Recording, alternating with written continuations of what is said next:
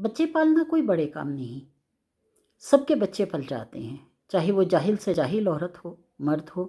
یا پھر بہت ہی پڑھے لکھے مرد یا عورت، سب کے بچے پل جاتے ہیں، یا وہ جن کو مائیں چھوڑ کر چلی جاتی ہیں، مر جاتی ہیں، یا جن کو باپ چھوڑ کر چلے جاتے ہیں یا مر جاتے ہیں، وہ بچے بھی پل جاتے ہیں۔ اصل کام ہے بچے کی تربیت کرنا۔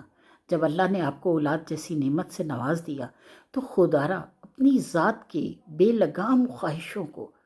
تھوڑی دیر کے لیے پیچھے رکھ کر سوچے کہ یہ جو ایک نسل آنے والی ہماری گود میں آئی ہے، اگر ہم اسے صحیح نہیں پالیں گے تو اس کی آنے والی نسلیں کتنی تباہ ہو جائیں گی۔ اپنے بچوں کی تربیت کیجیے،